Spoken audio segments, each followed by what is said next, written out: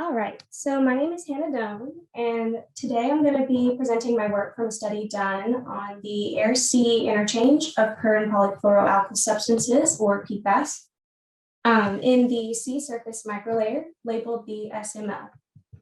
The SML is a boundary interface between the hydrosphere and the atmosphere and can be found in the uppermost 1,000 micrometers of water's surface, with the depth varying based on the wind and waves at that time. This boundary layer differs both chemically and biologically from the underlying water, called the subsurface water, or the SSW, as shown in the image on the right. Due to the surfactant properties of PFAS compounds, it's likely for them to accumulate in this microlayer, creating an enriched layer that is directly exposed to the atmosphere. This occurs as these molecules accumulate in the surface waters, which can then undergo scavenging onto rising bubbles that end up bursting from the wind or breaking waves on the surface of the water. This bursting releases the PFAS into the atmosphere in the form of a sea spray aerosol. This PFAS-enriched aerosol ultimately will be crucial in the atmospheric long-range global transport of both the legacy and emerging PFAS. Right, so in this study, 6 PFAS compounds, including 4 of the emerging PFAS, were quantified in the sea surface microlayer and the subsurface water at 2 different sites near a tidal bay on the eastern coast of North Carolina. The first site was in the Carolina Beach Canal, labeled the CBC, and the second site is in the Carolina Beach Inlet, labeled the CBI.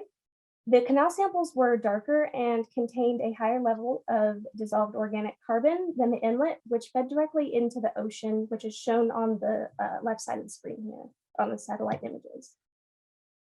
The long-chain legacy compounds, such as PFOA and PFOS, have been phased out due to global regulation and replaced with shorter-chain analogs like PFMOAA and GenX, or HFPODA.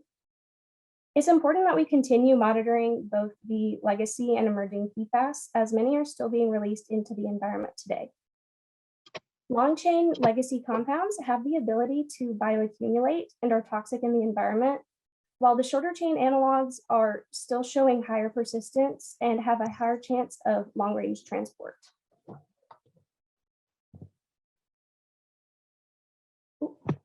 And then also the microlayer samples were obtained using a handmade 40 mesh sampler, which is shown in this image here. And then they were extracted using Dionex Autotrace solid phase extraction.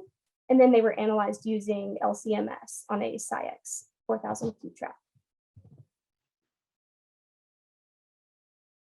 The enrichment factors for this study were calculated by dividing the concentration of PFAS in the surface microlayer by the concentration of the PFAS in subsurface waters.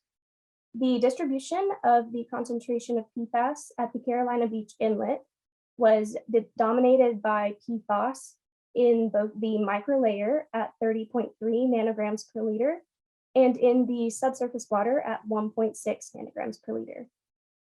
In the Carolina Beach Canal, the concentration of PFAS was dominated by PFMOAA in both the surface microlayer at 12.8 nanograms per liter and in the subsurface waters at 10.8 nanograms per liter. 1 minute. An enrichment factor of less than 1 indicates that the concentration of PFAS is higher in the subsurface water than in the surface microlayer. An enrichment factor greater than 1 indicates that the concentration of PFAS is greater in the surface microlayer than the subsurface water. The results of the study show that the enrichment factors were highest for the legacy compounds, ranging from 1 to 18.9, and lowest for the emerging PFAS, which ranged from 0.6 to 4.3. Overall, the enrichment of PFAS in the microlayer suggests that it could be an important source of PFAS that is released into the atmosphere, leading to global long-range transportation.